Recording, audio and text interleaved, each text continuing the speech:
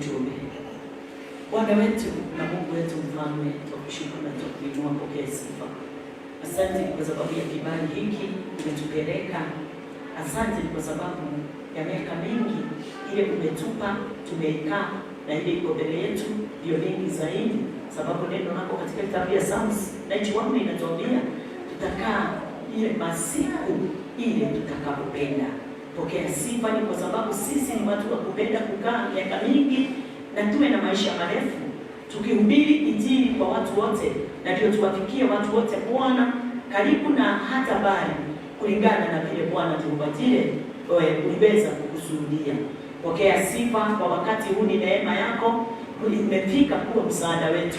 Kunena kwetu Bwana tuubatile sio sisi, jambo lolote tutendalo sio sisi. Wewe ndio umetusaidia kuyatenda yote Bwana, na kutimiza Bwana tuubatile mapenzi yako mtakatifu katika mioyo ya watu wengi walio mbali na walio karibu. Na ndio Bwana tuubatile kila mmoja wetu apokee haki ile Bwana kutoka nao na imani. Pokea Bwana wetu sifa zote mfalme. Wokovu huu Bwana tuubatile ni wokovu tusioweza kutafsiri kulingana na vile ulivyo, lakini ni kwa sababu ya Roho wako Mtakatifu ana utafsiri ndani yetu Bwana, na tumepokea mamlaka kuyanena Bwana tuubatile mausia yako kwa njia kubwa, na kuja kwa njia ya ajabu supernatural. Tumenena Bwana tuubatile vile kulingana na vile Bwana tuubatile Yesu Kristo alivyonena na alivyotarajia tuweze kuyafanya katika kutoka mwanzo. Pokea sifa ni kwa sababu ya msamaha wa dhambi. Pokea sifa Bwana tuubatile ni kwa sababu ya kutukubali tukaweza kuwa mkononi mwako wa kulia pamoja na Kristo Yesu umetuficha. Asante Mungu wetu na Baba wetu, wakati huu ninakataa kila ngome zote zinaweza nena ndani ya mawazo ya watu hawa, miili yao na hata mioyoni mwao. Kile kitu tu tunahitaji mfalme kiweze kunena ndani yetu, ni neno lako tu hili tunaenda kulisikia. Wacha linene, wacha litupe nuru, wacha litafsiri kila kitu kulingana na vile Bwana wewe upendavyo. Katika jina lako Yesu Kristo tumeomba sisi wote na tumeamini. Amen. Tuliweza kuwa katika neno on Sunday, na ndio tunaendelea nalo tukinena ambayo truth of the gospel. Bwana asifiwe. Truth of the gospel of the salvation. Bwana asifiwe. Kwa hivyo wakati wote tunapoongea mambo kama haya, tunaongea mambo kama haya ndio tuweze kujitambua sisi ni akina nani katika ufalme wa mbinguni. Kwa sababu zamani hatukuambiwa sisi ni akina nani katika ufalme wa mbinguni.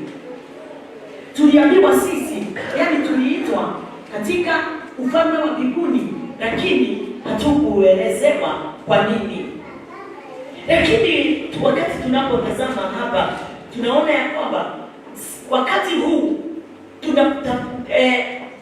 Mungu anatupa utafsiri mwema wa kutambua sisi ni akina nani ndani ya Kristo. Bwana asifiwe. Sisi ni akina nani ndani ya Kristo. Ni nini tutaweza kupokea ndani ya Kristo, na yeye ni nini atakapo pokea kwetu. Bwana asifiwe. Na ama ni kazi gani, sio hakuna kitu anaweza pokea kwetu, lakini ni kazi gani anaweza fanya pamoja nasi. Bwana asifiwe. Haleluya. Kwa hivyo kazi ya Mungu pamoja nasi ni mingi sana, ile Mungu anataka tuweze kufanya pamoja, na anafanya na yote ile ako tayari. Na Mungu hakuna, na ninamwambiaga kila wakati mwingi ninamwambiaga Mungu hakuna mtu anachagua. Mungu anatumia anybody yule amejitoa kubali yeye aweze kumtumia. Namba 2, hakuna mtu Mungu anasukuma. Kusukuma ni kufanya nini? Kuforce. Hakuna mtu hata mmoja Mungu anaforce. Kwa hivyo wadai uko hapa, hakuna mtu Mungu anaforce kufanya kazi yake, na hakuna mtu Mungu anaforce ate ni lazima utimize, ama ni lazima ukule, ni lazima ukunywe usikufe. Mungu amekuwekea kila kitu mbele yako hivi. Tuko pamoja watu wa Mungu. Amekuwekea chakula mbele yako ukule, na kama hautakula kufe. Hata kuje kuchukua ile chakula kuweka kwa mdomo, lakini yeye amekuwekea chakula. Amekuwekea neno mbele yako, ulisome ndio uishi hai, ama ukose kulisoma uweze ngumu kuwa mfu. Bwana asifiwe. Amen. Ni kama vile unaweza wekea mtu, tuseme ni my husband, nimwekea chakula mbele yake, na kwa sababu amekasirika hata kula leo, hata kula kesho, hata kula wiki, kwa sababu amekasirika. Ile kitu anahesabu katika maisha yake ni nini? Ni kifo. Hata mimi kile ninaona mbele yake ni nini? Ni kifo. Akienda hivyo atalemewa, atainuliwa, apelekwe hospitali, araswe. Haleluya! Kwa sababu aliwekewa chakula, lakini kwa sababu ako na driver, ako na dereva, anampeleka kulingana na vile anataka, atamfikisha mpaka hospitali. Haleluya! Na wewe wakati unawekewa neno la Bwana mbele yako na Roho Mtakatifu anapeana kwako, lakini hauhitaji. Hauhitaji neno na hauhitaji msaada wa Roho Mtakatifu. Nini utafanya? Utaregea. Utaroteka. Moyo wako na akili zako hazitakuwa na afya. Katika mwili wa kiroho kuna afya. Bwana asifiwe. Kuna afya tunahitaji kuwa nayo. Katika mwili wa kiukao, katika huu mwili fresh, nayo ina afya. Afya ya mwili inaletwa na chakula ile tunayokula. Afya ya kiroho inaletwa na neno la Bwana. Bwana asifiwe, na maombi. Kwa hiyo wakati ule wote tumekataa chakula zile zinasaidia kila part. Mjue, kila mtu ajue ya kwamba unaangamiza mwili wa hiyo chakula hakuli. Mioyo ya watu wengi hata hapa haina kitu. Mioyo ya watu wengi imeangamia. Ni kilio, uko na huzuni, uko na uoga, ni kusema ya namna gani? Neno la Bwana halijakamilika ndani yako. Kuna nafasi neno la Bwana halijapata kuingia ndio uweze kupokea amani na furaha. Ndio uko na mambo inakaa kama majuto. Uko na mambo inakaa kama yani una regret. Ni kwa sababu neno la Bwana halijakamilika ndani yako. Maswali uko na mengi na haina mtu wa kuyajibu. Ni kwa sababu neno la Bwana halijakoma ndani yako. Halijajaa.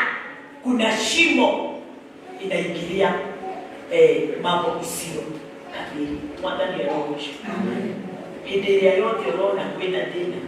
Ndio sio tu kana ni mtoto wako. Tena hauna shida. Shida ni jambo moja. Haujazibisha upande huo wa Bwana asifiwe. Hebu nikuulize, ukisikia ja unasikia ngapi mwili wa mwanadamu, mwili wa kawaida?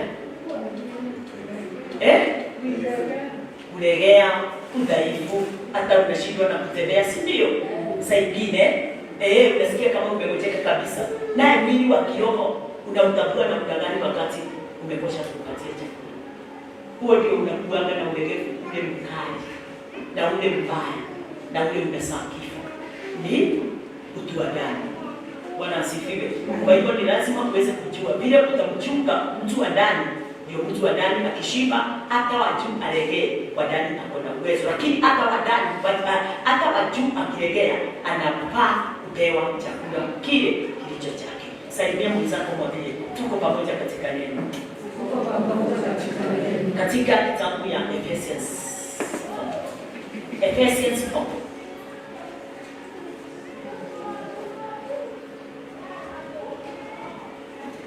Ephesians 4. On Sunday tulisoma Ephesians 1:13. On Sunday tulisoma Ephesians 1:13. Lakini leo nataka tuangalie Ephesians 4:30. Na tutasoma tu zote mbili ndio tuweze kuelewa kuona kile tulipewa wakati tulipookoka. Na ninakumbuka sana tulisoma na tukaona ya kwamba wakati tulipookoka nini tulipewa, kikiwa the Holy Ghost. Lakini hatukumuita Holy Ghost. Tulimuitaje wakati tuliokoka? Nini tulipewa? Zeal. Tulipigwa muhuri ule unaosimamia the Holy Ghost. Bwana asifiwe.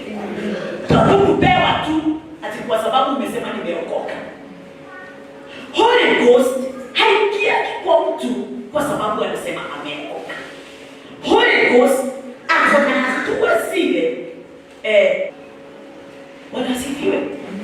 Holy Ghost wakati yaani ndio Holy Ghost aweze kuwa amechukua nafasi yote ndani yako, ni lazima uweze kuwa umeenda steps. Haingia tu kwa sababu umeokoka, haingia tu kwa sababu umekuja kanisani, haingia tu kwa sababu umeongea na lugha. Wanasifiwe. Hata Shetani ako na lugha zake. Roho Mtakatifu haingia tu kwa sababu umekuwa pastor. Kuna mapasta hawana roho. Wanasifiwe. Hawana roho. Na hata wanapinga roho asikaweze kuendelea ndani ya nyumba la Bwana. Wakati unaona umechukua nafasi, na hiyo nafasi hata wewe inakuja, yani unasikia hiyo nafasi umeichukua si nafasi sawa kulingana na vile inavyohitajika. Yaani kujiangalie baada ya kufanya kijambo umekifanya, alafu muone haukufanya vizuri, elewa ya kwamba ulifinya, ulimkomesha. Acha tusome. Soma. Ephesians chapter 4 verse 30. And grieve not the Holy Spirit of God, whereby you are sealed unto the day of redemption. Wala msimuhusunishe yule Roho Mtakatifu wa Mungu, ambaye kwa yeye ulitiwa muhuri hata siku ya ukombozi. Bwana asifiwe. Kwa hivyo kuna nafasi unaweza kaa uhusunishe Roho ama hakuna. Na unamuhusunisha na nini? Kwa njia gani? Kutompa chakula yake. Chakula ya kiroho ni neno na kutii. Haleluya. Ukiona umejifuga sana na unalala, jifungue.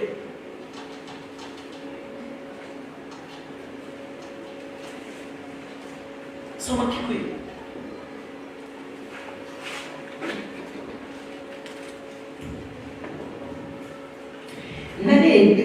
Na rĩrĩ mũtikanaiguithie Roho Mũtheru wa Ngai ũũru, o we ũrĩa mwĩkĩrirwo rũũri-inĩ we, o kinya mũthenya ũrĩa wa gũkũũrwo ũgakinya.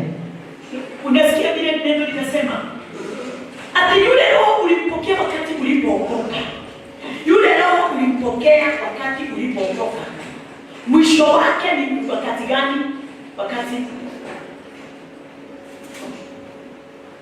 imesema wakati wa gũkũũrwo ũgakinya. Wa gũkũũrwo. Yule Roho ametiwa ndani yako. Sio roho wa kuingia na kutoka. Apia mwenzako. Sio roho wa kuhamahama. Sio roho wa kuingia na kutoka. Bwana asifiwe. Hebu mwambie tena, hata akikasirika anakaa ndani yako. Hata ukimpiga anatulia tu, ananyenyekea. Nini kinampiga? Wakati umepatia mwili nafasi na mawazo. Hakuna kitu kingine kinapiga roho, ni mawazo yako na mwili. Wakati umepatia mandate itawale, mwili utawale flesh, ni hivyo roho amekosa nafasi. Umemfinya na hawezi ondoka.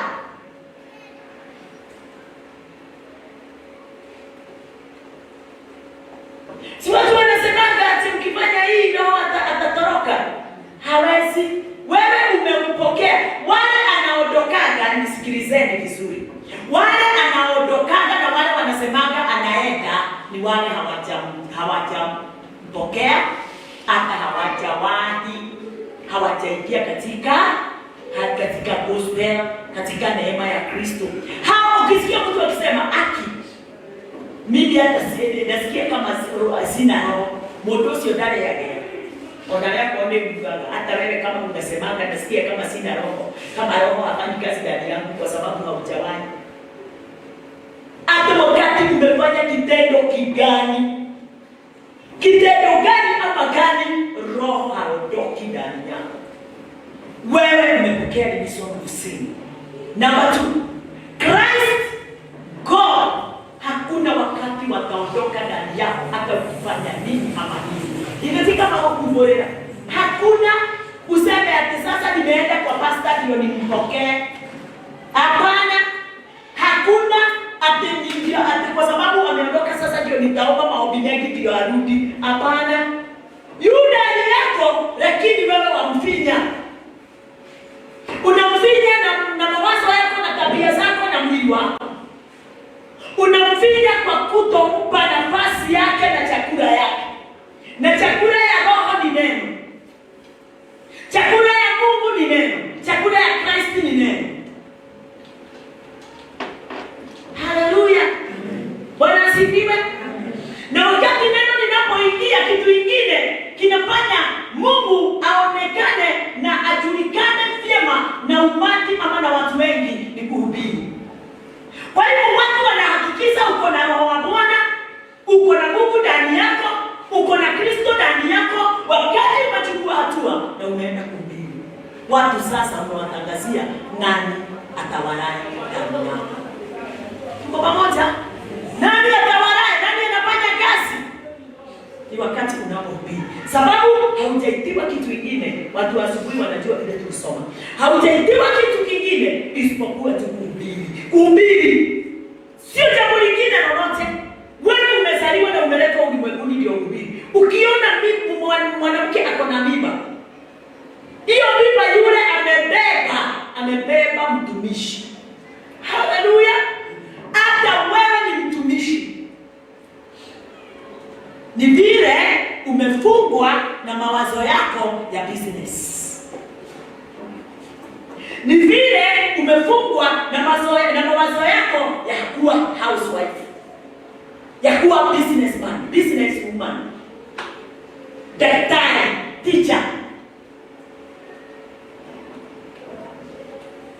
Haleluya. Hiyo imekufunga, lakini Yesu Mungu alikuzaa na uzao wake. Uzao wa Mungu ni wapi? Unaona ako na wholesale, ako na supermarket, ako na nini hizi tunaenda katabu kununua maguo zinaitwa boutiques na Bwana asifiwe. Ni wapi unasikia kuna bwana mkubwa kutengeneza unga? Hakuna. Lakini kazi yake ni moja, kuhubiri. Kazi yake ni moja, kufanya watu waweze kuokoka. Hiyo ndio mapenzi ya Mungu. Mapenzi ya Mungu ni watu wote waokolewe. Wanaokolewa kupitia nani? Kupitia mama Musiri. Wanaokolewa kupitia nani? Haleluya. Kupitia Waweru. Waweru hata ukipiga hii keyboard, uipiga ukiwa umeinua miguu. Unaona? Uipige ukiwa unapiga duru ama unafanya nini? Yaani unaipiga na kupigia yule hawajawahi kuonekana ulimwenguni. Haleluya. Haujafanya watu waokoke. Lakini wakati ule utaipiga ukihubiri. Ugani ukalia. Wakati ule utaipiga ukihubiri. Ati mkikosa kuamini Kristo na ndani sio utinawakani uokoe mtu. Hiyo ndio kazi ile Mungu anasema mapenzi yangu ndio hiyo. Si kupiga kinanda. Bikuni hakukuwa na inada.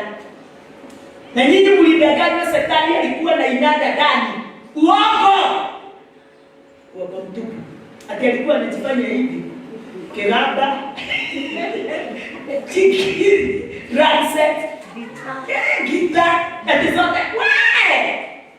Madanganyo ya watu wale watumishi wale walikosa ya kunenea washirika wakawadanganya. Sababu walisikia Shetani alikuwa mwiba.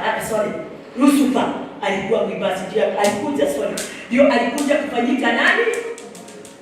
Alikuja kufanyika nani? Kufanyika kuwa Satani. Bwana asifiwe. Hebu kuhutia na wewe mwalimu kwenda na mimi.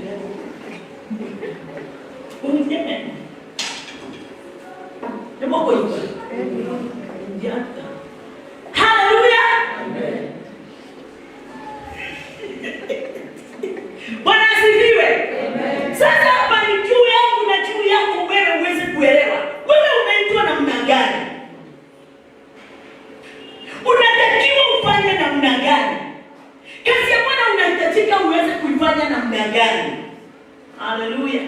Umeitwa ukiwa nani?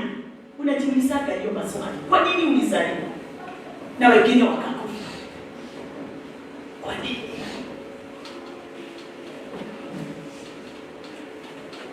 Nino nune mugwajama kaeje kaeje tukamani.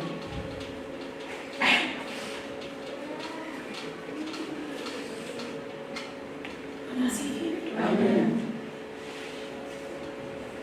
Ati neno linakwambia kitu moja tu, ya kwamba hiyo Ephesians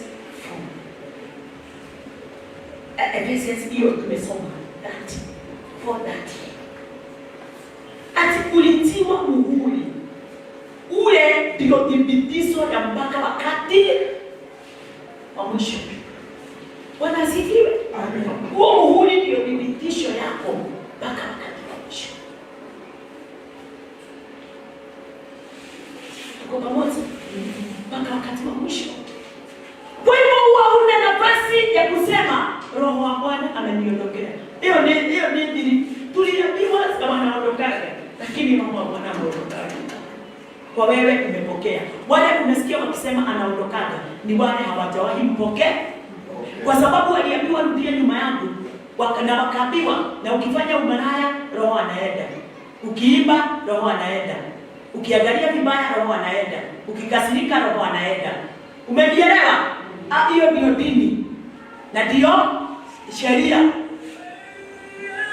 Sasa wakati mmoja mtu akiwa pale, ndio unakuta mtu sasa haendi kanisa tena sababu alitenda kitendo ya dhambi. Si ndio? Sasa huyo mtu anaogopa, anaona Roho alienda. Sasa nitaenda kumwambia pastor namna gani aniombea nirudishe. Na hutaki kutaja ile kitu ulifanya, ulienda kwa mganga. Hata kama ulienda kwa mganga, ulimbeba tu, ulienda na Roho. Ulienda na Kristo, ulienda na Mungu. Ukakaa chini kwa mganga, akakufanyia uganga wake wakiwa hapo, akikuona tu, lakini hawana choice. Hawana choice. Isipokuwa tu ukaa pamoja nawe pale, umalize kazi yako. Haleluya. Ukimaliza, wakati utakapojirudia baada ya muda, haleluya, utainuka tena. Kijana mpotefu, kuna mahali unaona ameobewa. Wacheni tuulizane. Kijana mpotefu alienda. Hakuna mtu alimuombea ndio aweze kufikiria kurudi. Si ndio? Akiwa pale tu kukula na nguruwe, akitamani kukula na nguruwe, akasikia mawazo imemwambia kwamba moyo wake umemwambia kwamba ni vyema arudi kwa nani? Kwa baba yake. Hapo ni kuombewa, aliombewa. Jukumu yote iko ndani yako. Jukumu yote iko ndani yako ya kukaa katika Bwana ama kumuondokea. Na ukiondoka haondoki ndani yako, atakana wewe wakati ule utajihisi utaenda tu na utaendelea, utarudi ndani ya nyumba ya Bwana, utaongozwa. Yeye hata ukiwekwa tu neno, ataanza kazi mara moja. Haleluya. Bwana asifiwe. Tuko pamoja. Uwezi yeye atakwenda ataona wako alimujiwe kama unapo. Ati kwa sababu umesikia kabisa umekataa, hautaki kanisa, hautaki hii, hautaki ile. You tu uko ndani. Anakuambia mwanangu, rudi katika njia zako. Rudi tu katika njia. Na ile ndani yako.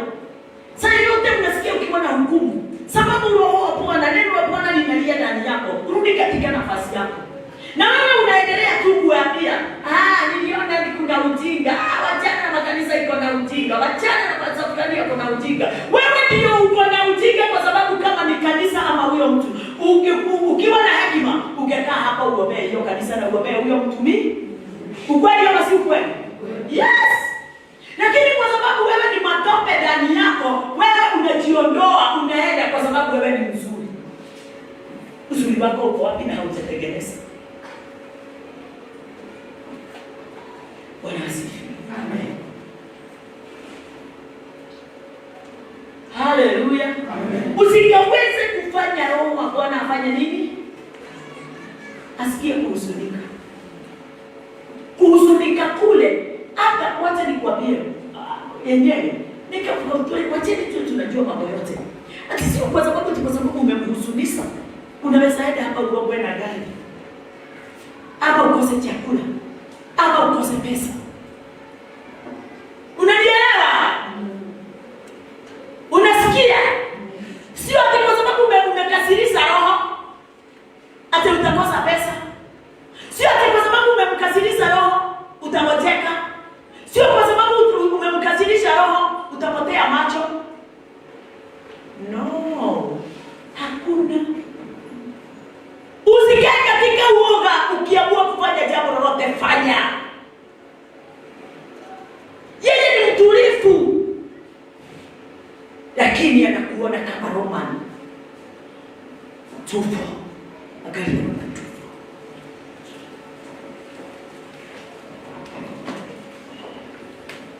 Roman tupo.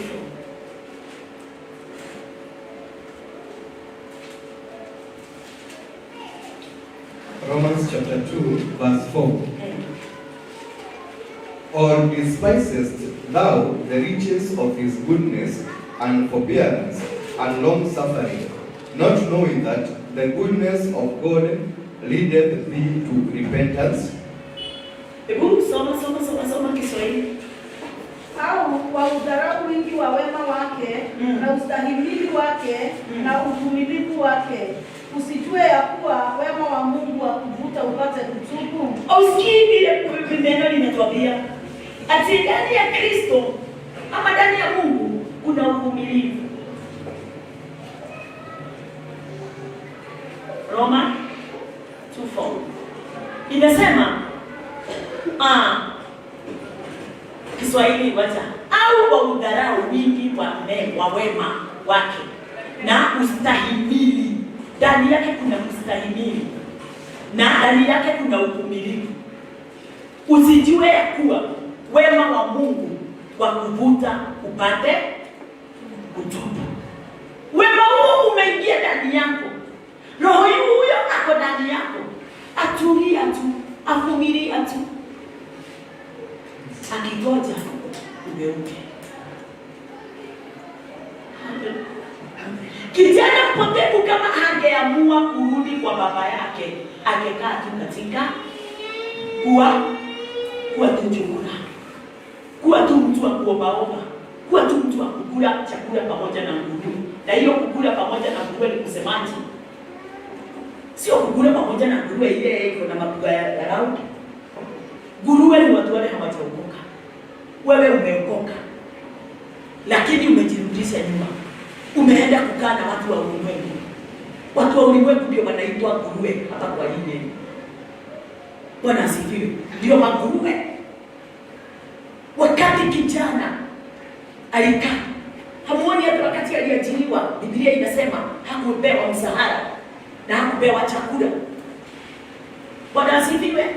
Hata yule alimwajiri hakuja kumwangalia. Aliajiriwa na nani? Mdosi wake alikuwa nani? The devil.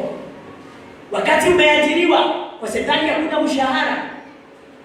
Hakuna kuja kuangalia wewe uko na namna gani. Hakuna chakula. Jitaabishe. Wakati tu aliona kabisa nitakula pamoja na nguruwe. Sasa ni nguruwe zimenisukuka. Sasa hapa. Akasema hapana, mimi nitarudi kwa baba yangu kwa sababu kulikuwa na roho ndani yake. Yule alikuwa ameponesha. Alitafakari. Alijimpia.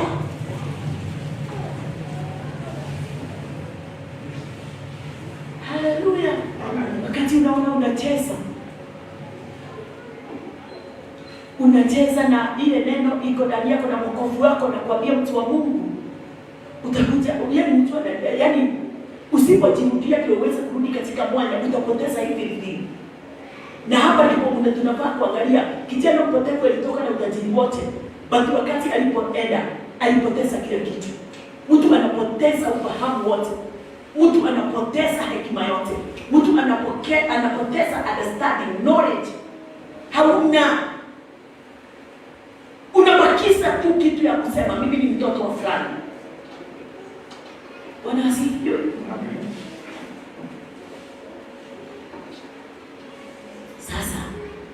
Usipotambua haya, utakaa katika nafasi ya kuregret, katika nafasi ya hukumu ya usiku na mchana. Bwana asifiwe. Haleluya. Uliza huyo mwenzako, wewe uko katika nafasi gani? Haleluya.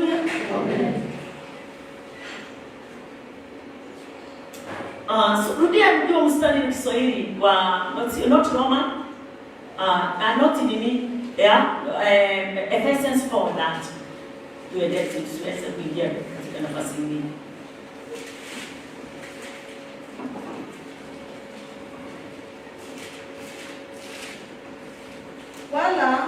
Wala msihuzunishe yule Roho Mtakatifu wa Mungu, ambaye kwa yeye mlitiwa muhuri hata siku ya ukombozi. Kwa yeye mpaka siku ya ukombozi, mpaka siku ya ukombozi. Bwana asifiwe. Kijagari lako kuranilio hidi yake mwana ni roho. Please, tumepewa roho wakati huu, dakika hii tumepewa roho. Yule anayefanya kazi ndani yetu. Wakati umemdharau, umejidharau wewe mwenyewe.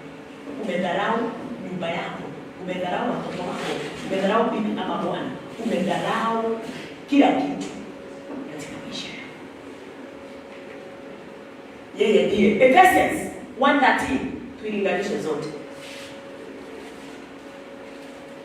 Yeye ndiye ulipewa kama muhuri, a seal ya kutambulisha ya kwamba umefika kuwa mtu mzima, umekomaa katika maisha ya kiroho.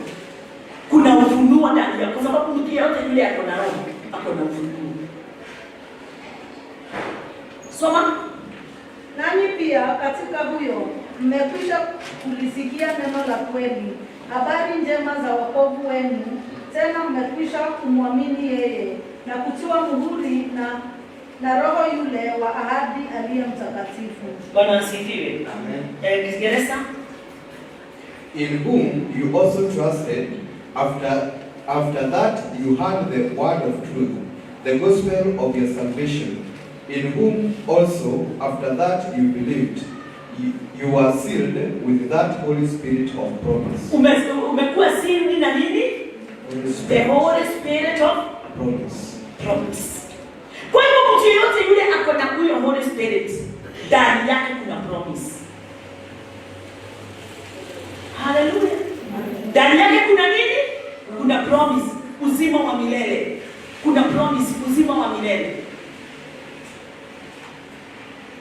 Kwa hivyo uzima wa milele hauwezi kupatikana kwako kama hauna DNA yako na DNA ya God haijafanana. Na DNA yako na DNA ya God sinakuja kupatana wakati umekuwa sealed. Sealed inaleta DNA ya God na wewe kuwa one. Yesu akiangaliwa, damu ya Yesu ikiangaliwa, damu yako ikiangaliwa, simekuwa one. Imonyika.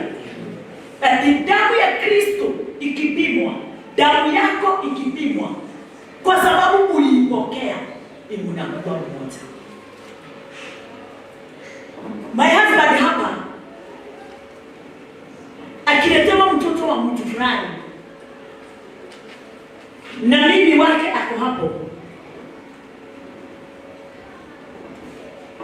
na atake kujua kama yule mtoto ameletwa katika maisha yake ni wake, nini atafanya? Ni DNA. Kwa hivyo ataamini mtoto ni wake wakati DNA itafanywa. Na mimi na wewe tuwajulikana sisi ni wa Mungu wakati DNA yetu na ya Christ itakuwa moja. Na inadhibitishwa na nini? Na kuwa sealed by the Holy Spirit. Hallelujah.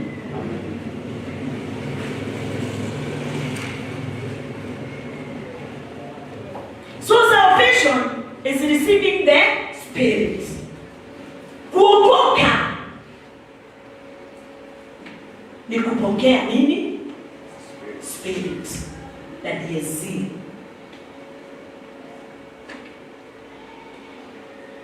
Tunataka tuweze kuangalia mtu yule. Kwa hivyo ukitaka kujua mtu ameokolewa, ni lazima uweze kutambua kama ako na roho wa Mungu ama hana roho wa Mungu.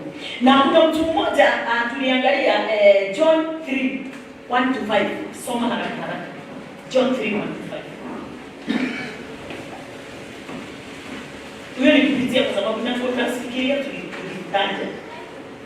John 3:1-5. John chapter 3, verse 1. There was a man of the Pharisees named Nicodemus, a ruler of the Jews. The same came to Jesus by night and said unto him, Rabbi, we know that thou art a teacher come from God, for no man can do these miracles that thou doest, except God be with him. Verse 3. Jesus answered and said unto him, Verily, verily, I say unto thee, except a man be born again, he cannot see the kingdom of God. Verse 4, Nicodemus said unto him, How can a man be born when he is old? Can he enter second time into his mother's womb and be born? Jesus answered, Verily, verily, I say unto thee, except a man be born of water and the Spirit, he cannot enter into the kingdom of God. Kwa hivyo kulingana na neno linatuambia kwamba at born of water is born of the Spirit. Nikirudia na Kiswahili ninasema ya kwamba basi palikuwa na mtu mmoja wa Mfarisayo, jina lake Nikodema, mkuu wa Wayahudi. Namba 2. Huyo alimjia usiku akamwambia, Rabi, twajua ya kuwa mwalimu umetoka kwa Mungu, kwa maana hakuna mtu awezaye kuzifanya ishara hizi usifanyazo wewe, isipokuwa Mungu yu pamoja naye. Namba 3. Yesu akamjibu akamwambia, Amin, amin, nakuambia, mtu asipozaliwa mara ya pili hawezi kuona ufalme wa Mungu. Nataka uweze kuendelea. Mtu asipozaliwa mara ya pili, hapo mtu asipozaliwa mara ya pili hawezi kuona ufalme wa Mungu. Ufalme wa Mungu. Namba 4. Nikodema akamwambia, awezaje mtu kuzaliwa akiwa mzee? Awezaje kuingia tumboni mwa mamaye mara ya pili akazaliwa? Namba 5. Yesu akamjibu, Amin, amin, nakwambia, mtu asipozaliwa kwa maji na kwa Roho hawezi kuingia katika ufalme wa mbinguni. Bwana asifiwe. Haleluya. Kulingana na sheria, mtu anaitwa John the Baptist alikuwa anabatiza kupitia maji. Bwana asifiwe. Lakini wakati John the Baptist katika kitabu ya Matthew anasema ya kwamba ati mimi nambatiza na maji, lakini yeye yule atakaye kuja nyuma yangu atambatiza na Roho na kweli, na Roho, Holy Ghost, na Roho na moto. Bwana asifiwe. Na wakati ule Yesu John the Baptist alikuwa anaongea haya, alikuwa anaonyeshana yule atakaye kuja nyuma yangu ni mkuu niliko, na yeye anabatiza na Roho na moto, kuonyesha ya kwamba yeye ni katika kuamini kutafanya mtu aweze kupokea ule ubatizo. Bwana asifiwe. Lakini yeye akaonyeshana ya kwamba mimi ninatenda kitendo, lakini yeye hatatenda kitendo chochote. Yeye atafanya kazi na njia nyingine. Na nikampatia examples mpaka ya yule mama alikuwa katika kisima vile alipo wakati ule alipokuwa pale, alitaka kutoka katika alitaka kuponywa, lakini Ile njia walikuwa wanaponywa nayo ya malaika kuja kutingiza maji, yeye hakuweza kuponywa na hiyo njia. Alikuwa anangojea maji ichibuliwe ndio apate mtu wa kumrusha. Lakini wakati ule alikuwa pale, Yesu alikuwa tu bidii, lakini hawakuwa wanatambua. Walikuwa tu wanangojea malaika achibue maji. Bwana asifiwe. Malaika ni kusema hawana msaidizi, hawana msaada wowote, kwa sababu malaika hawana msaada. Bwana asifiwe. Lakini wakati yule Yesu alipokuja, yule mtu akiwa pale amekaa pasipo mtu yeyote wa kumtazama, akaweza kumwambia mimi sina mtu. Yesu akasema mimi ndio mtu. Bwana asifiwe. Mtumishi wa Bwana ametufundisha akatuambia kwamba yule Mariam and Martha aliambiwa, Martha, umehangaika katika mambo mengi, unajitesa na mambo mengi, na unahitajika tu jambo moja. Bwana asifiwe. Hilo jambo moja ni nini? Kupokea msaada kwake. Haya mengine yote itajirainisha. Haleluya. Amen. Mimi na wewe tunahitaji tu jambo moja. Vile tu tumeambiwa, tunahitaji tu jambo moja. Yule mtu alikuwa anahitaji mtu mwingine, alikuwa anahitaji tu Christ aweze kumponya katika umilele. Haleluya. Amen. Kumponya katika umilele wake ni kumpa roho. Alimponya katika njia isiyo ya kuwekwa katika maji. Unamuona hakuwekwa katika maji, aliambiwa beba godoro yako na uende. Hakuna mwingine. Yeye alibebeswa ule mzigo, alikuwa anaubeba. Hapa kuna watu wamebebeswa mizigo na pesa, wengine ni magonjwa, wengine ni hali za kitofauti. Hiyo ndio inakusumbua akili, moyoni na nini. Imekubeba. Naye Yesu akamwambia beba hii nijue umeishinda. Haleluya. Amen. Na wewe ni lazima ubebe chochote kile unasikia ni mzigo kwako. Ukikomeshe, kiambie umenibeba miaka mingi, sasa mimi nitakubeba milele. Haleluya. Hautanisumbua. Wewe magonjwa hautanisumbua. Wewe shida ya fedha hautanisumbua. Mimi ndio sasa nitakusumbua. Chochote kinakusumbua sasa kisumbue. Haleluya. Bwana asifiwe. Nini hiyo kinakusumbua? Kisumbue. Kimekukalia miaka mingi, kikalie. Umwili umekukalia miaka mingi mpaka ukaitwa mwenye dhambi na ukajitatua wewe ni mwenye dhambi. Sasa Yesu ananena, nimekufungua kutokana na dhambi zako. Na nimekufanya kuwa perfect, holy and righteous. Kwa hivyo sasa beba huo mwili, waambie mwili, nimepewa mamlaka na nguvu juu yako.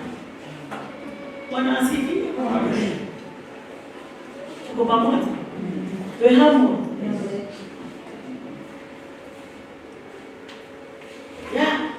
Nicodemus akauliza Yesu, mtu awezaje kurudi ndani ya tumbo ya mama yake? Kwa hivyo ndani ya water baptism, ndani yake kuna nini? Kuna ubatizo wa nini? Kuna ubatizo wa roho. Ndani yake kuna ubatizo wa roho. Bwana asifiwe. Amen. Na kwa hivyo ubatizo huu wa maji na huu ubatizo wa roho zimetangamana na unangani. Ubatizo wa maji ni sengo, ni shando. Bwana asifiwe. Ni kivuli. Ubatizo wa maji ni kivuli ya ubatizo wa roho. Ni lazima ubatizo wa maji ungetangulia ndio ubatizo wa roho uweze kukamilika. Bwana asifiwe. Ubatizo wa maji, John the Baptist, ni lazima angekuwako ndiye Christ ubatizo wa roho aweze kuwako. Sheria ya Musa ni lazima ingekuwako ndio sheria ya Kristo ya roho iweze kuondoa. Itaksi, unaona ubatizo wa maji wa John the Baptist uliondolewa na Christ, akaleta ubatizo wa roho. Sheria ya Musa ile ilitangulia, iliondolewa na Christ, ndio watu waweze kuingia katika imani. Bwana asifiwe. Haleluya. Kwa hivyo baptism ya maji ni symbol of baptism ya Holy Spirit. Tuko pamoja? Haleluya. Ni lazima wewe ukikuwako katika mwili, ndio wewe wakati utakaposhinda mwili useme nimefika kuwa wa roho. Mwili ni kivuli ya roho yule aliye ndani yako. Bwana asifiwe. Wewe ninaona ni kivuli, wewe ninaona ni kivuli ya yule aliye ndani yako. Yule aliye ndani yako na ndiye spirit, ndiye reality. Yesu akautoa mwili ukiwa kivuli. Wakati alipokufa msalabani, reality ikajitokeza. Bwana asifiwe. Wewe wakati ulipigwa muhuri, reality iliingia ndani yako. But wakati ule haukuwa umepigwa muhuri, mwili ndio ulikuwa kusema katika maisha yako. Bwana asifiwe.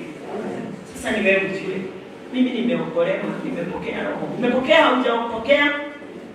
Water is a symbol and a symbolic of the Spirit. John 7. John 7:38.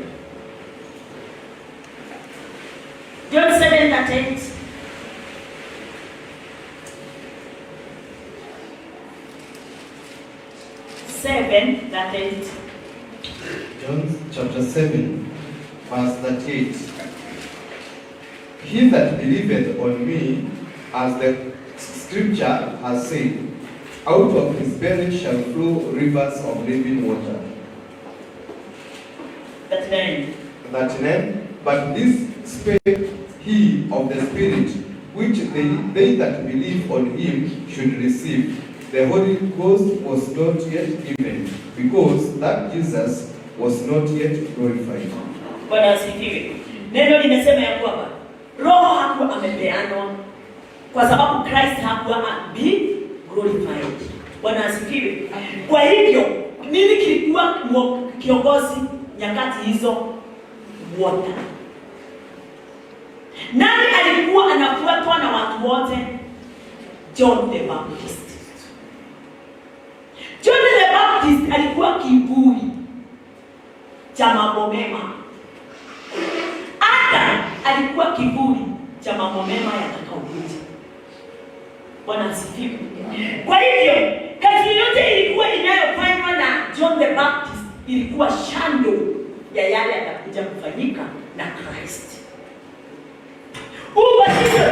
Ubatizo John alikuwa anabatiza nayo ilikuwa kivuli. Bwana asifiwe. Ilikuwa kivuli ya yule roho atakuja kupeana na Christ. Na ukweli kwa wakati ule Kristo alikufa. Na kwa Biblia imetuambia kwamba wacha nisome that 8 inasema, aniaminie mimi kama vile maandiko yalivyonena, mito ya maji yaliyo hai itatoka ndani yake. Mito ya maji yaliyo hai ni roho wa Bwana. Sio mito, ni mifereji. Sio chemichemi ya maji inaingia hapa, inaanza kumpeleka maji watu wakinywe. Hapana, ni roho yule, huyo ananena ndani yangu, ndio mto wa maji cheni.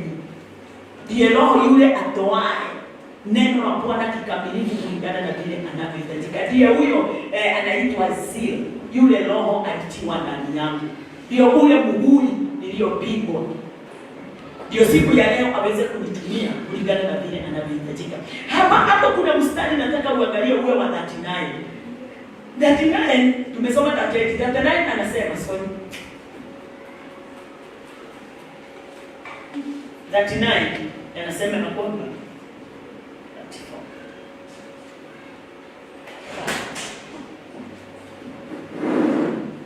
7 Sorry. Tunasoma John 7. John 7. Acha nisome.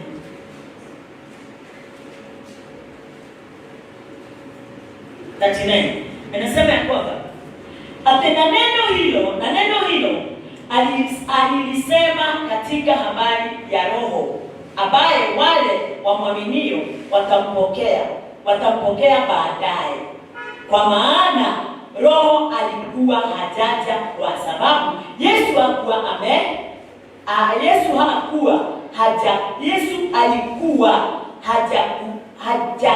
hajatukuzwa. Kwa hivyo Yesu alikuwa hajakufa, kwa sababu kufa kwa Kristo ndio kutukuzwa. Bwana asifiwe. Amen. Kwa hivyo Yesu alikuwa ananena juu ya yule Roho atakuja kupeanwa. Si ndio neno linatuambia? Alikuwa ananena juu ya yule Roho atakuja kupeanwa. Kwa hivyo wakati huo hakupeanwa. Alikuja kupeanwa baada ya Christ ndani. Bwana asifiwe. Kwa hivyo wakati mmoja Yesu alikuwa ananena, hakuwa ananena kitu kilikuwa kinafanya kazi kwa watu wake. Hata wakati wa mitume haikufanya kazi. But alikuwa anataka waweze kusikia, kwa sababu baada yake kufa hiyo kazi itafanyika ndani yao. Bwana asifiwe. Kulingana na neno ninataka kutuonyesha mito ya maji ndani yetu ni water of the spirit. Bwana asifiwe. Ni roho yule anayeingia ndani yetu. Kama saa hii si lazima nibatizwe na maji. Hata kama ningekuwa ninajua hii kama watoto wale tuko nao kweli, hakuna mito tutawapeleka kuwapeleka swimming hiyo baptism of water. Bwana asifiwe. Hakuna kitu kama hiyo. Watagrow wakijua Roho Mtakatifu ni ubatizo, ni Roho Mtakatifu kutoka ndani ya nani? Ya Kristo. Bwana asifiwe. Watagrow hivyo pasipo ubatizo wa maji. Sisi tulibatizwa kwa sababu tulipewa kivuli.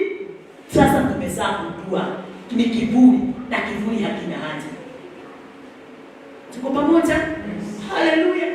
Ni kama vile unakula mesa, unakula kale kabisa kama mkate, si ndio?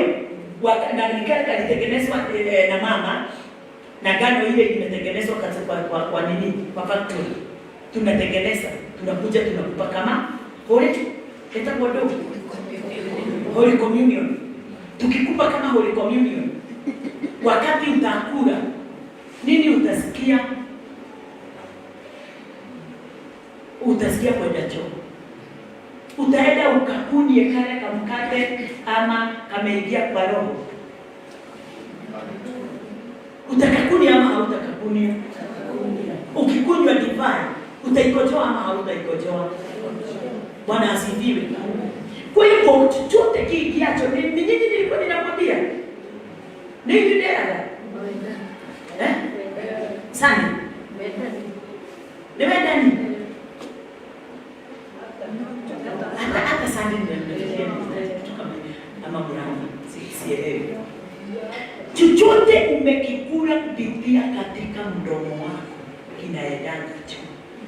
Chochote unakunywa kwa mdomo wako kinaendana choo. Si ndio? Lakini chochote kitokacho katika moyo wako ndio kinakufanya kuwa mnajisi.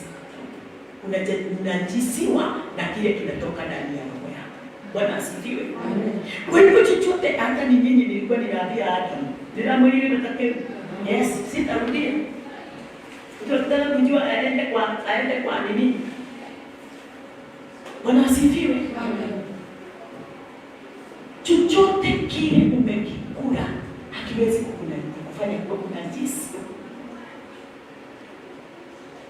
Sasa hapa tunaangalia, tunaona ya kwamba kwa sababu nataka tuteremke ndio tuingie katika mapya mengine, tunataka kuangalia tuone ya kwamba kwa sababu Kristo hakuwa amekufa, kwa hivyo hakuwa amefanyika kuwa glorified, kwa hakuna mtu angebadilishwa. sababu reality ilikuwa inakuja baada ya kutoka katika Symbols. Kufa kwa Kristo kulileta mambo yote kuwa katika uwazi, lakini wakati Yesu alikuwa tu hai, mambo yote ilikuwa katika kivuli. Bwana asifiwe. Watu walikuwa wananena kwa katika kitu kinaondoka, kitu kinaondolewa, kitu nakikuta saa hiyo kile hakiko. Haleluya. Ni kama saa hii, baada ya miaka hiyo itakuja, kwa sababu ni lazima ikuje. Nikikufa nitaonekana, nikikufa nitaonekana, nitasahaulika.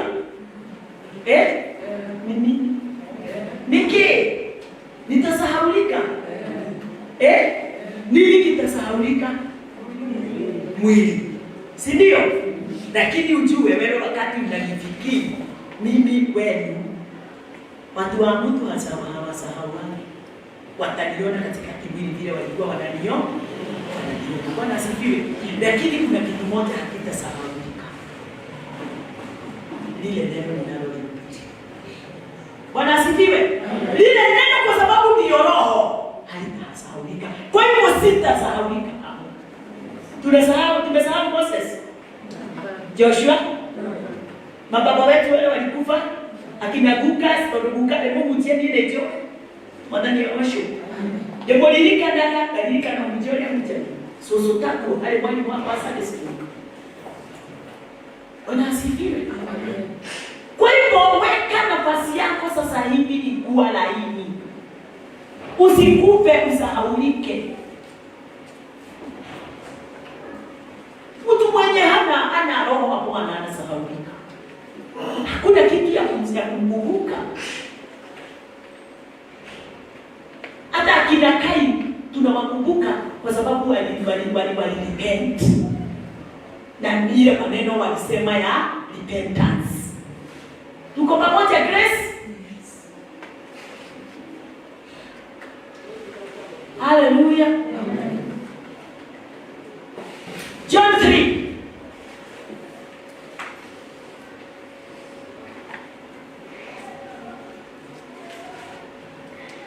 John 3:2. John 3:5. John chapter 3 verse 5. John chapter 3 verse 5 and 6. Verse 5. Jesus answered, Verily, verily, I say unto thee, except a man be born of water and of the Spirit, he cannot enter into the kingdom of God. Verse 6. That which is born of flesh is flesh, and that which is born of the Spirit is spirit. Biblia inasemaje? That which born of flesh, of the flesh is flesh, and that which born of the Spirit is spirit. Grace. Nataka tupelekane. Bwana asifiwe. Ati Kiswahili inasema kilichozaliwa kwa mwili ni mwili na kilichozaliwa kwa roho ni roho. Bwana asifiwe. Nitakuonyesha ulinganishe uweze kujua kama kuna kuzaliwa mara ya pili ama kuzaliwa ni moja. Jambo la kwanza katika hiyo 3, 5 and 6. Namba 5 sijasoma, inasema ya kwamba Yesu akajibu, amin amin na kuambia, mtu asipozaliwa kwa maji na kwa roho hawezi kuingia ufalme wa Mungu. Hawezi kuingia katika ufalme wa Mungu. Nataka uweze kuelewa hapa, inasema ya kwamba the word born again. Bwana asifiwe. The word born again is not a second birth. Born again. Si unakumbuka ate usipozaliwa tena mara ya pili. Si ndio? Hebu soma hapo.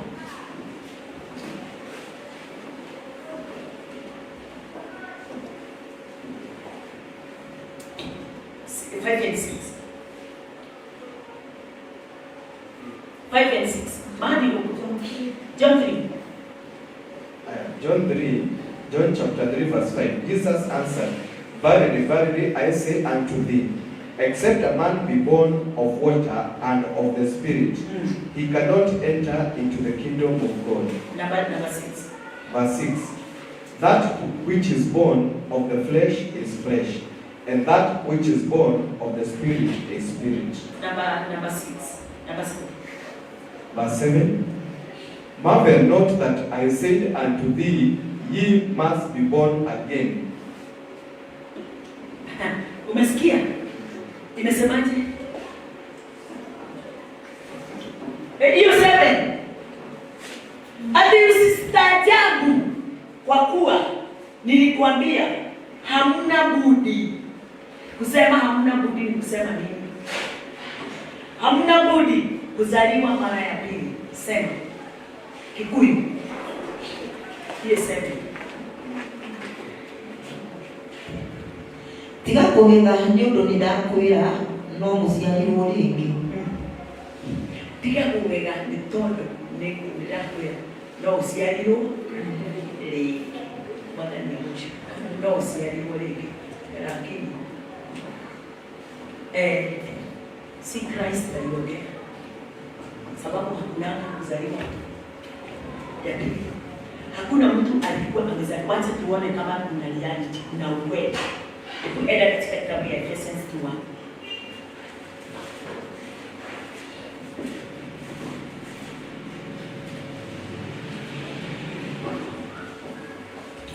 Ephesians chapter 2 verse 1.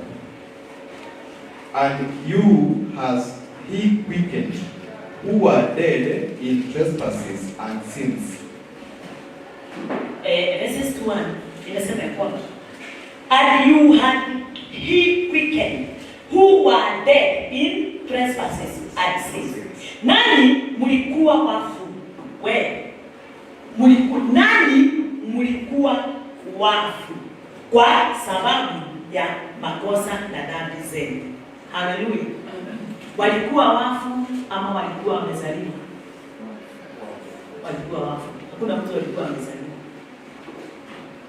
Hakuna mtu alikuwa amezaliwa. Wote walikuwa wafu.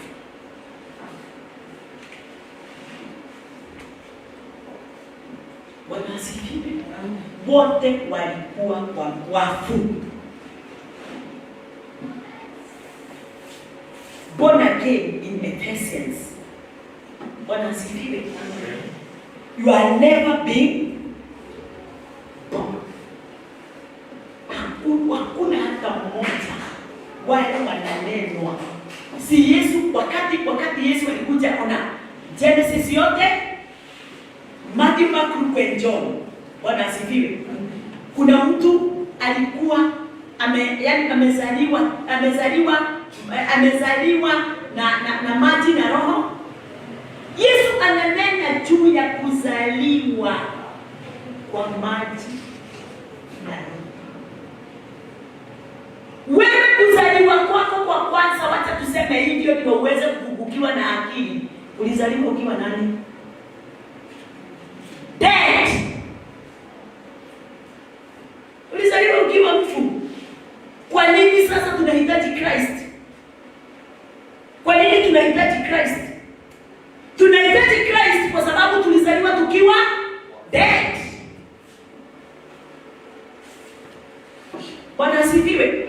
Kwa hivyo kuzaliwa katika maji na roho ni once, si two.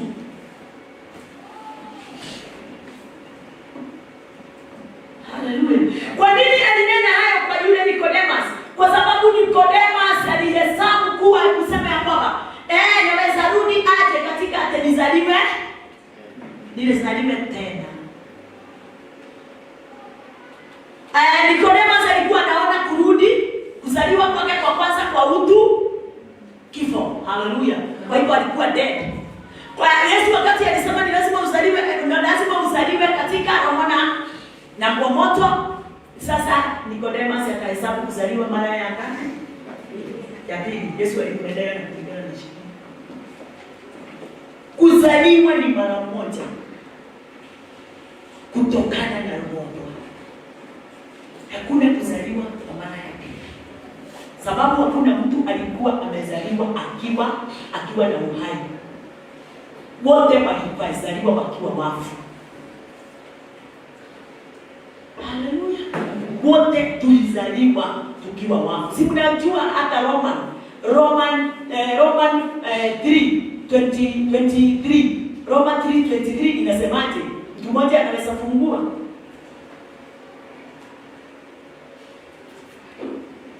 Romans 3:23. For all have sinned and come short of the glory of God. Tulikuwa tumekuja tulifanyika kuwa si usome Kiswahili. Kwa sababu Tulikuwa tumepungukiwa. Kwa sababu wote wamefanya dhambi na kupungukiwa na utukufu. Wote wamefanya dhambi na kupungukiwa na utukufu wa nani? Wote. Haleluya. Kwa hivyo kuna mtu alikuwa amezaliwa tena? Hakuna. Wote walipungukiwa. Lakini wakati Kristo alipokuja, sasa kila mtu ataweza kuzaliwa ni yule Israeli, kiumbe kipya. Si mnajua tunaitwa hivyo? Wakati tumepokea Roho wa Bwana, tumezaliwa kuwa kiumbe, tumefanyika kuwa kiumbe kipya. Kwa hivyo born afresh. Yaani hizi zinaenda hivi. Ni born anew. Bwana asifiwe. Kwa hivyo umezaliwa kuwa mpya. Bwana asifiwe. Born afresh. Umezaliwa sasa ukiwa mkamilifu. Bwana asifiwe. Haleluya. New birth ni vile tunafanya, neno linasema utafanyika kuwa kiumbe kipya. Bwana asifiwe. Na ndio inasema born anew.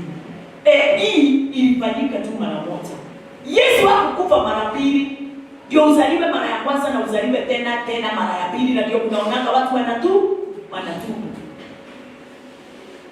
Wanataka saa yote Yesu anakufa, wanazaliwa tena. Yesu anakufa, wanazaliwa tena. Yesu anakufa, wanazaliwa tena. Kwa hivyo hata sio mara mbili, ni mara mingi. Lakini Yesu alifanya hiyo in the book of I think Hebrews, not in Hebrews 10. Aliingia patakatifu kwa damu yake. Bwana asifiwe. Mara moja ya kutosha. Akafanya mwanadamu aweze kuhesabiwa haki. Bwana asifiwe. Mara moja kwa damu yake. Hakuingia mara mbili. Kwa hivyo sisi tulizaliwa mara moja. Ya mama yako haihesabiwi. Ulizaliwa ukiwa mtu. Keibado kiogesi alio.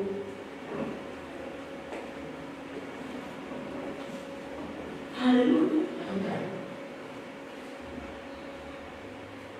Bwana asifiwe. Hakuna wakati ulikuwa umezaliwa kama ulizaliwa ukiwa dead. Yesu ndiye alikuja na new birth.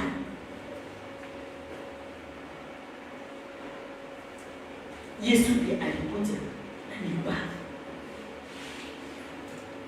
Kwa hivyo haukuwa ulizaliwa wakati Yesu alikufa. Kuzaliwa kule ulizaliwa wakati Yesu alipokufa. Kwa hivyo ulizaliwa wakati gani? Ulizaliwa wakati ule ulipokea Christ.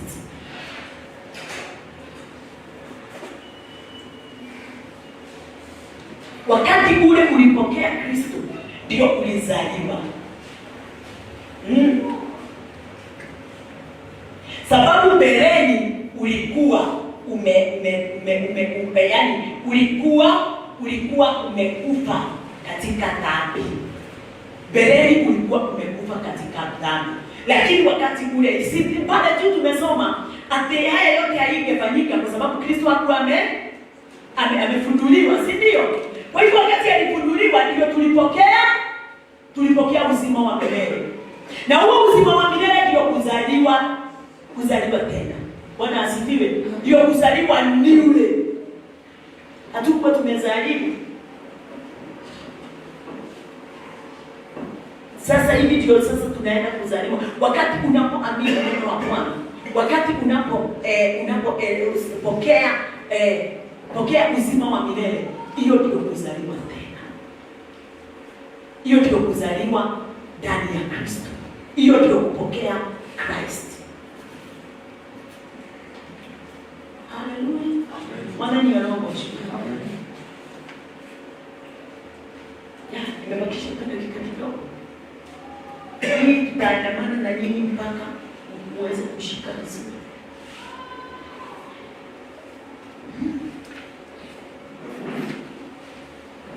Ile njia yetu ndani ya Kristo. Mimi nimezaliwa ndani ya Kristo. Wewe umezaliwa ndani ya Kristo? Kwa Kristo amekuzaa mara ngapi? Kristo amekuzaa mara ngapi? Yes. Umezaliwa mara moja na Christ. Haujazaliwa mara mbili, ni once. Once.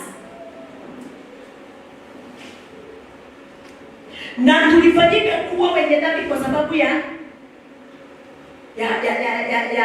dhambi zetu. Tulifanyika kuwa wenye dhambi, tulifanyika kuwa wafu sababu ya dhambi zetu. Biblia ndio tumesoma katika Ephesians 2:1. Tulifanyika kuwa dead kwa sababu ya our trespasses. Bwana asifiwe. Amen.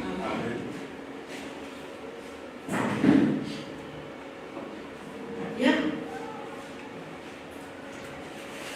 Na hapo ndipo mtu anaangalia, unaona unaelewa. Kwa hivyo mimi ni mfu azaaye. Mimi ni mfu atembeaye. Mimi ni mfu achekaye. Kwa kuwa niende keibage kalatea. Keibage siarana. Keibage vekala. Keibage utarabia sana. Keibage ugane kiendetea. Yugani mwana simba. Ni mnasiona?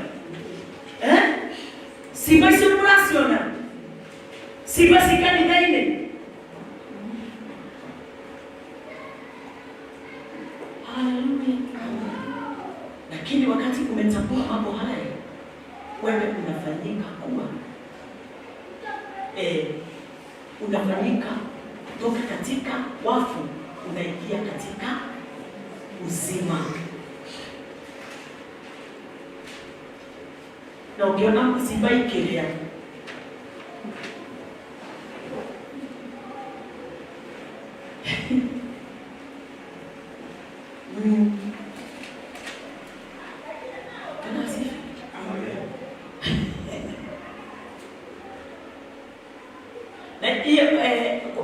wamefanyika kuwa kusoma hiyo Ephesians 2, endelea namba 2. Enda namba 2. Hiyo Ephesians 2:1. Enda namba 2. Tuone wamefanyika kuwa dead kwa sababu gani? 2. Ephesians 2:2. Where in time past you walked according to the course of this world, according to the prince of the power of the air, the spirit that now worketh in the children of disobedience. Yes. Kiswahili. Ambazo mliziendea zamani kwa kuifuata kawaida ya ulimwengu huu, na kwa kumfuata mfalme wa uweza wa anga, roho yule atendaye kazi sasa katika wana wa kuasi. Umesikia? Kwa hivyo watu wale wamekosa kugeuka kwa sababu wao wanafuata mambo ya ulimwengu kupitia yule prince of disobedience. Bwana asifiwe. Power.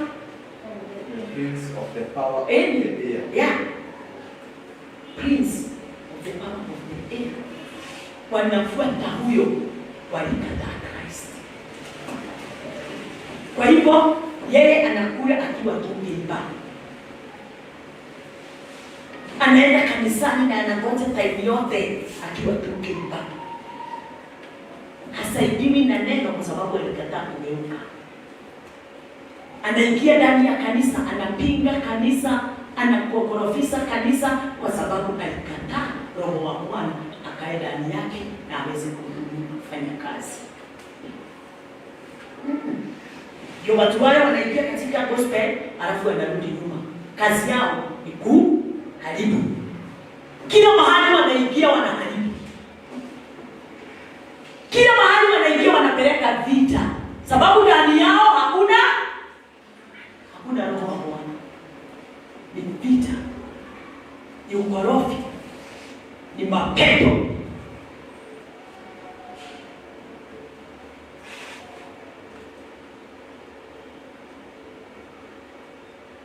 Kwa hivyo wakati wote ule haujapokea Roho wa Bwana, ujue haujazaliwa.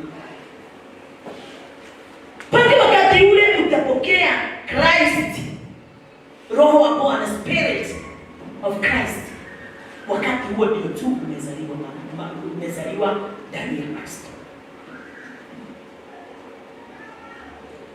Na tunatoa hiyo Roho wa kutuzaa wapi?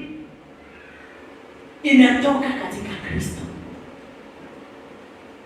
It is coming of Christ. Bwana asifiwe. Wakati Kristo amekuja katika maisha yako, ndio unapokea ndio Roho. Ndio unapokea kuwa born again. Verse 3, soma mwangi. Verse 3. Verse 3. Yeah. Among whom also we all had our conversation in times past, in the lusts of our flesh, fulfilling the desires of the flesh and of the mind. Yes. And were by nature the children of wrath, even as others. Bwana asifiwe. Unaona watu wale hawajakuwa na Roho, watu wale hawajapokea Roho wa Bwana. Kazi yao ni kutimiza. Kutimiza nini? Desires of the flesh and mind. Haja za miili yao na mawazo yao. Ndio hakuna jambo hauwezi fanya. Unaweza fanya kanisa kama hili lifungwe kwa sababu unataka kutimiza your desires of flesh and mind. Umekataa mwongozo wa Roho. Unatumia akili zako na mwili wako. Utafanya watu wengi sana watoke ndani ya kanisa. Utafanya mpaka nyumba yako iweze kuwa dead.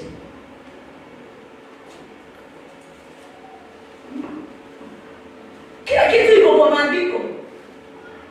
Wacheni haraka.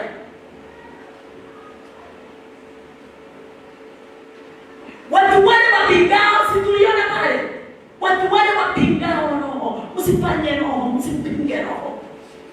Ukimpinga kuna jambo unafanya. Na tena unafanya kwa nguvu maradufu. Sababu ni Shetani umepatia nafasi ya kukalia nafasi ile. Roho alikuwa anatawala. Anajibizia. Kwa hivyo mtu yeyote yule akona mwana, akona nini? Akona uzima. Mtu yeyote yule akona Christ ndani yake, akona uzima katika maisha yake. Hallelujah. Christ is our life. Kristo ndiye uzima wetu. Kwa hivyo wewe uko na Christ ndani yako, uko na uzima. Kwa hivyo kupokea Christ ni kupokea Roho Mtakatifu na ndio kupokea uzima. Na wakati umempokea, anaishi ndani yako. Hakuna wakati anapotoka. Hakuna mahali anapoenda. Anaishi, he dwells in you. Tuko pamoja? Hallelujah. Amen. Kwa hivyo tukisema anaishi ndani yako, kwa hivyo life yako ni nini? Life yako ni nini? Anezi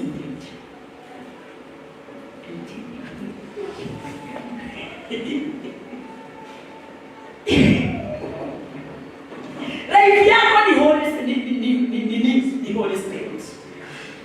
Wewe ni Holy Spirit. Your life is Holy Spirit.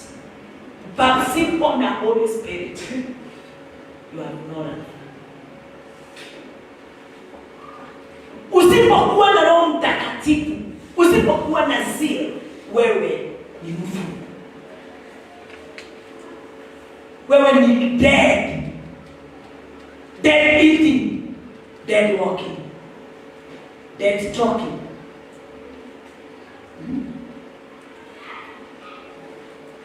Dead they bearing children. Mwezi yetu na kwenda na ngoko bana.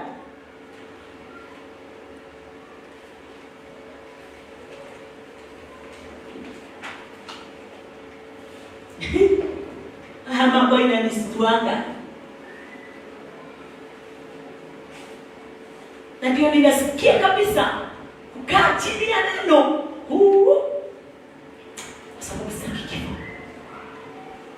Your life is the Holy Spirit. But simple Holy Spirit, you have no life.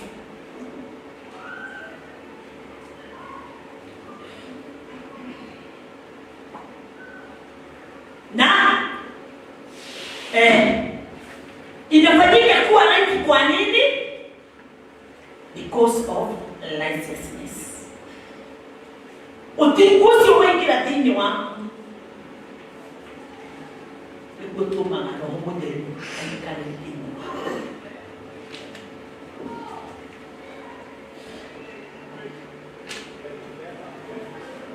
Hallelujah.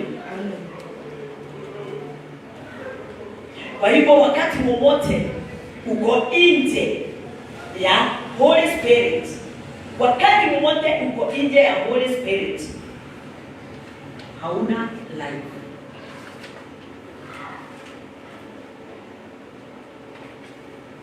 Kwa sababu Spirit of God is the yani wakati wote umepokea huo Spirit, umereceive Spirit of God. Kwa hivyo Mungu umeingia ndani yako mara moja.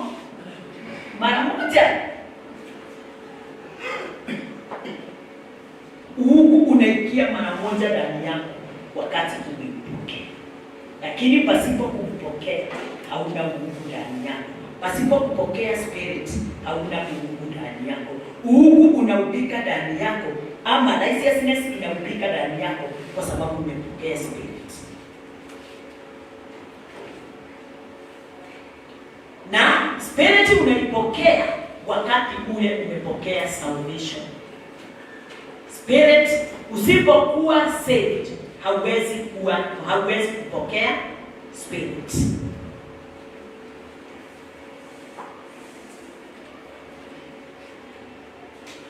Na wakati huo umepokea salvation, ndio unapokea Spirit. Na saa hiyo unafanyika mara moja kuwa a child of God. Child of God. Unafanyika mara moja kuwa mwana wa Mungu. Mara moja. Sababu umekuwa saved. After kuwa saved, Holy Spirit ameingia ndani yako.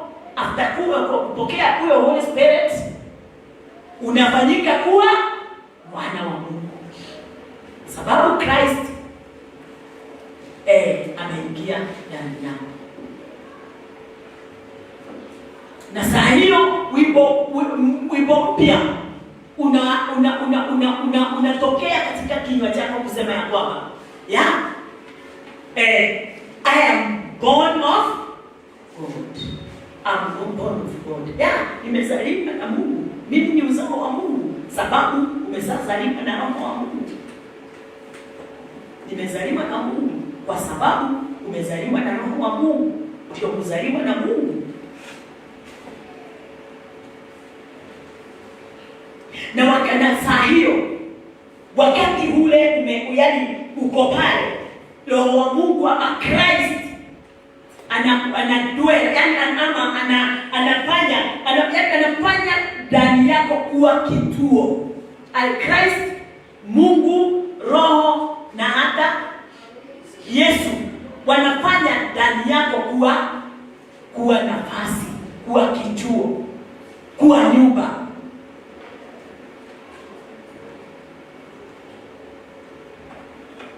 Kwa hivyo wanafanya mwili wako kuwa nafasi yao, na wanaishi ndani yako.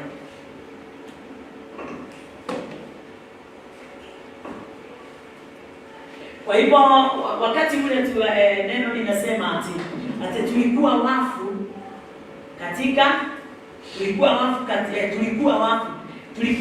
katika dhambi. Bwana asifiwe.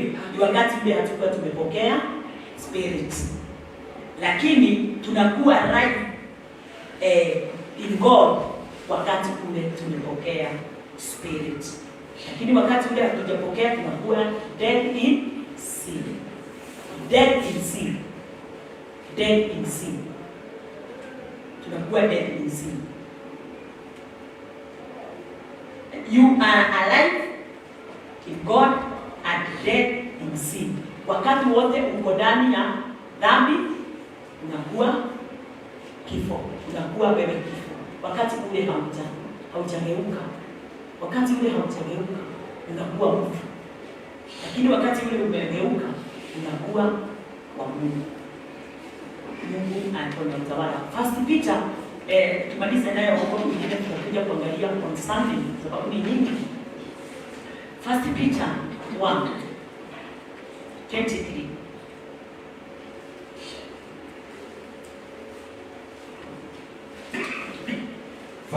First Peter chapter 1 verse 23. Being born again, not of corruptible seed, but of incorruptible, by the word of God, which liveth and abideth forever. Yeah, First Peter 1:23. Sorry. Inasema ate kwa kuwa mumezaliwa mara ya pili, si kwa mbegu iharibikayo, bali kwa ile isiyoharibika, kwa neno la Mungu lenye uzima lidumulo hata milele. Kwa hivyo wewe First Peter 1:23 wanauliza kwa hivyo wewe haujazaliwa katika corruptible seed, haujazaliwa katika mbegu iharibika, lakini ni wakati gani? Wakati ule umepokea salvation, alafu ukapokea spirit.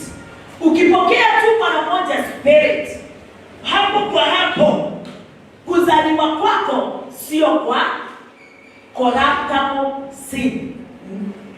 Bwana asifiwe. Ni kwa incorruptible seed. Bwana asifiwe. Wewe haujazaliwa katika mbegu ile iharibikao, wewe umezaliwa katika ile mbegu isiyoharibika. Na mbegu isiyoharibika ni Christ himself, spirit. Mbegu ile iharibikao ni wakati wowote umekaa katika sheria na mambo ya mwili.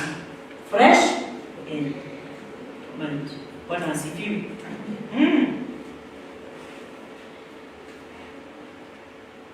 Kwa hivyo kile kinakuzaa ni Roho wa Mungu. Unazaliwa na Roho wa Mungu. Na hiyo ndio incorruptible. Kwa hivyo Spirit of God is incorruptible. Na hiyo ndio imekuzaa wewe. Spirit of God is incorruptible. Na hiyo ndio imekuzaa.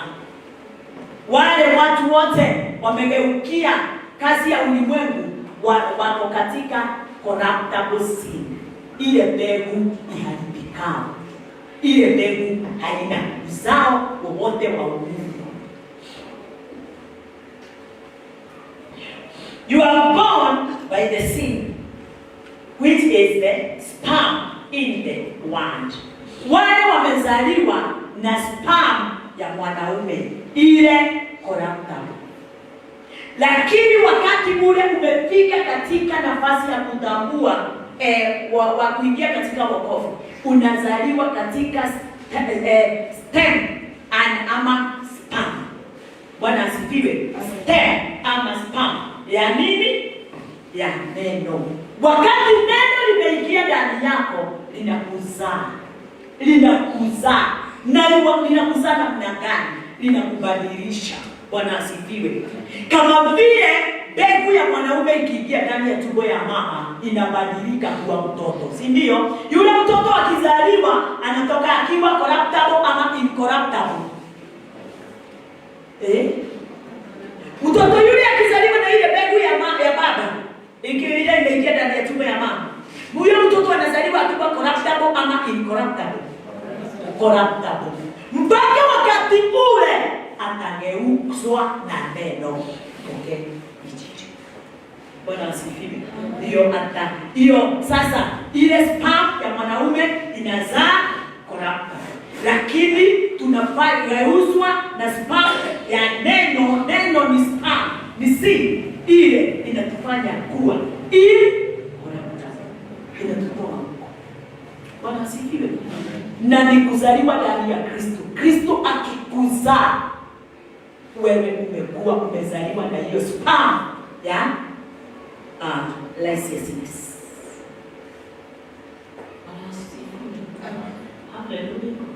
Lakini ikiwa sio hivyo, wewe na jamaa zako zote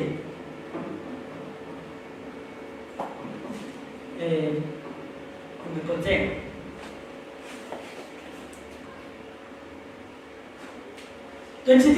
Umesomaje?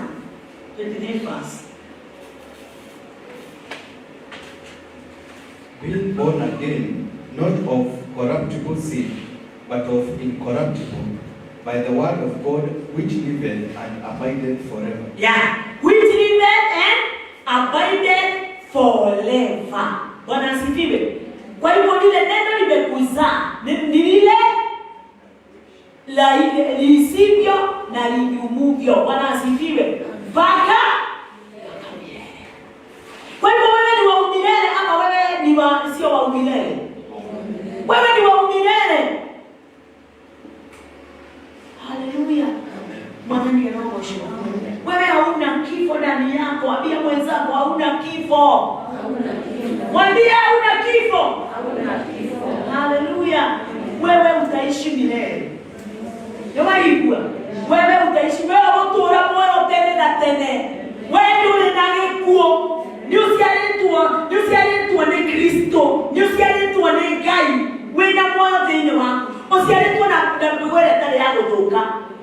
Na leo kipo kia Ngai. Hallelujah. Next time tutaangalia mpaka from tuone naye Mary vile alizaa. Tuko pamoja? Next time. Kwa hivyo siku ya leo tumemalizia 23 kusema ya kwamba so you are all of the one. Bwana asifiwe. Nyinyi wote ni wa sasa, nyinyi sio wa baba yenu, nyinyi wote ni wa neno. Nyinyi wote ni wa Mungu. Bwana asifiwe.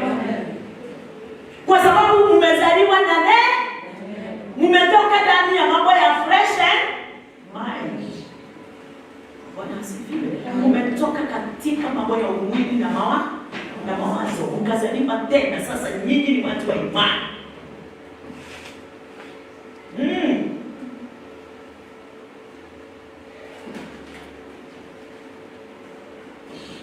Kwa hivyo wakati ule mnaona tunamhubiria kama saa hii tumehubiriwa na mtumishi wa Bwana kama saa hii tunamhubiria ile neno tunamhubiri ndani yake kuna sperm.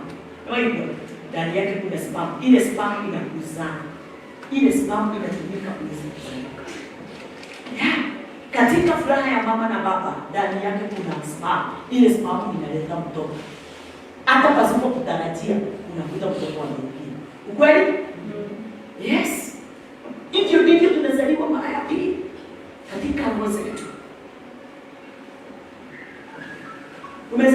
hujazaliwa? Omnyesialetwa alikana kusialetwa. Wewe moshiane. Wewe mwana wangu kana wewe wangu. Kana wewe you abandon the devil. Mutigani yuko sejeje kulemelo haleluya. Nyinyi wako ma. Haleluya. Hata unaweza kusema nini? Yule wale matari kama mako maikalete au kuikalete. Ndio yule tuoneho. Changamkeni. Haleluya. Bwana asifiwe. Amen. Mmezaliwa na lakini mimi najua ni kuchanganyikiwa kwa sababu ya vile tulikuwa tunaamini. Bwana asifiwe. Na vile tulikuwa tunajua sasa tunashindwa namna gani? Wakati tulikuwa tunasema nimezaliwa tena na majina sijui na roho, si ndio? Si tulikuwa tunasema maji ya kisima. Maji ya mifereji na swimming pool. Na mito inatiririsha. Hapana, nyinyi hamjazaliwa na hiyo, hata hamjawahi batizwa na maji. Nyinyi umebatizwa na roho. Pia mwingine. Hiyo ilikuwa swimming. Hiyo ilikuwa swimming. Ndio eleweka. Hiyo ilikuwa swimming. Hiyo ilikuwa swimming. Na hata mkitaka leo nimpeleke swimming, naweza mpeleka. Na tuseme katika jina la Baba na Mwana. Lakini ni swimming. Lakini wale wamepokea hii spam ya neno wamezaliwa tena ndani ya Christ. Sina cha mkononi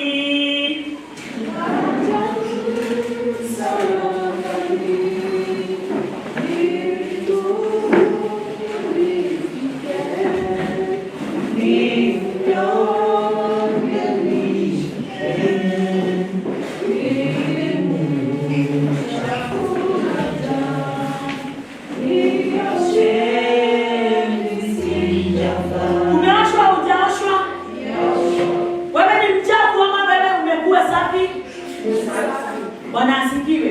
Haleluya. Tayari hiyo stanza si yako. Hiyo stanza si yako.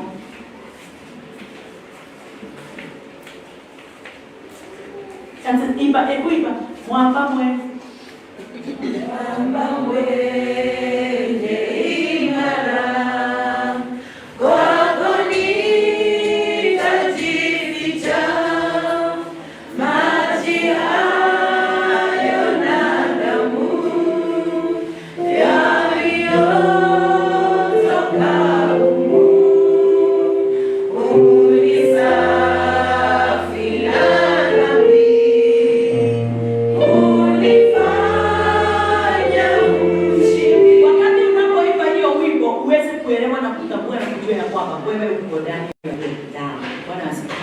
Wewe umeshakuwa umebatizwa.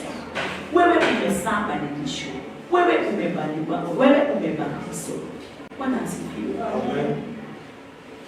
Kwa hivyo hakuna wakati unaja sasa tena msalabani. Ulikuja. Wakati tu uliamini, ulikuja msalabani wake kama yes.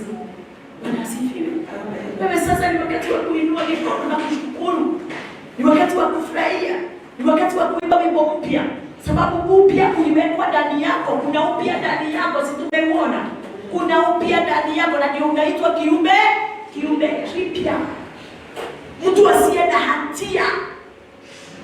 Mtu asiye na mawaa. Hakuna mtu anaweza kukuhesabia kuwa mwenye dhambi. Wewe ni mwenye haki. Ufalme wa mbinguni umefichwa ndani yako. Bwana asifiwe. Kristo na Mungu na Roho wako ndani yako. Wanaishi na hakuna wakati utaona. Ukitembea na huku ujue wewe na wengine hamfanani. Wewe uko na uzima ndani yako. Wakizaa kifo, wewe unazaa uhai. Na sasa huu uhai umewekwa ndani yako. ni lazima upeane kwa watu waweze kutambua na wao wapokee. Haleluya. Mwana ni roho shu. Mzazi anasemanga ati ni lazima ulipe deni. Deni hiyo mzazi anakuambia kama ulipe ni gani? Ya kumzaa.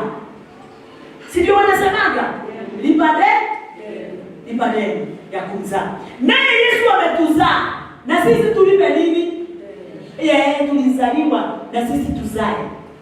Sasa unabeba huo uzima ndio na wewe upeane. Hiyo life iko ndani yako, sio yako sasa. Ipewa igawanyie watu na usiangalie asubuhi kile tulisema hakuna adui katika maisha yako. Hakuna adui katika maisha yako. Wote wape hiyo siri. Naomba ile wimbo ya kitabu ya Yeremia. Tazama wewe ni Bwana Mungu wa wote wenye mwili. Kuna neno ngumu lolote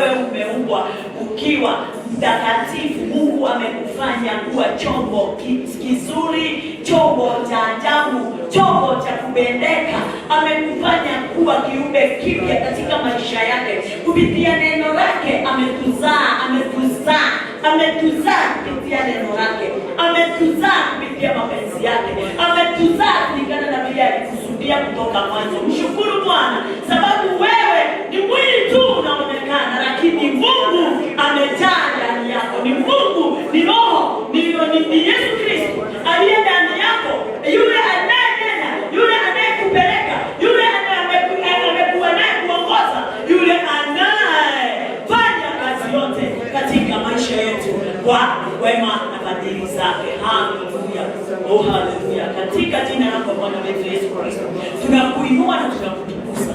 Umetufanya mema na makuu, na umetuondoa katika hali ya upotofu ukatuingia katika hali ya wema. Wacha tuombe. Bwana wetu Yesu Kristo, tunakuinua. Pokea sifa na utukufu kwa sababu ya pendo la ajabu. Umetupenda Bwana, ndio matia umetuzaa kwa gharama, mfalme wa ajabu. Ulikufa msalabani ndio sisi wote tuweze kupokea haki yako. Sasa watu wako Bwana, ndio matia mahali hapa tumeinuliwa, tumebatizwa Bwana, ndio matia katika roho na moto. Ni kwa sababu Bwana, ndio matia ulitutalialisia haya yale haikupatikana na mababa wetu wa zamani. Pokea sifa, ni kwa sababu hata uzao tutakaozaa Bwana wetu utaingia katika hii neema mfalme, pasipo kuteseka na pasipo Bwana Jehovatie kuingiana na hali za sheria na mambo mengine ya kuwafanya Bwana Jehovatie waweze kushindwa na kukosa kutambua wewe ni nani. Wataingia na watakutambua mara moja. Ni kwa sababu Bwana Jehova Mungu wetu umetufundisha na umetuelekeza, nasi tutawafundisha, tutawafanya na kule walipo mbali na karibu waweze kugeuzwa na hii neema iliyo ndani ya neno lako. Watazaliwa na neno lako Bwana, watoke katika kifo kile Bwana Jehovatie waliweza kuingizwa pasipo wao kujua, wakajikuta ndani yake. Kama vile umetutoa, hivyo ndivyo nasi tutaenda kuwazungumzia. Ndio unaomba uweze kuwatoa kwa kusikia na kuamini vile Bwana kazi yako inayofanyika katika maisha yao. Twakuinua na twakutukuza wewe Bwana mwenye nguvu na mwenye utukufu, ni kwa sababu ya uzima wako. Asante kwa sababu ndani ya ule uzima kuna uponyaji maajabu katika maisha yetu. Kuna Bwana kufunguliwa katika mambo ya maajabu. Kuna Bwana kuelekezwa na kuna Bwana Jehovatie kutawaliwa na Mungu wetu mfalme. Ni kwa sababu Bwana Jehovatie wakati tulipoingia kwake, yeye ndiye alifanyika kuwa kiongozi wetu na mtawala wetu katika maisha yetu siku zote. Na ni katika jina lako Yesu Kristo tumeomba sisi wote na tumeamini. Amen. Amen. Karibu.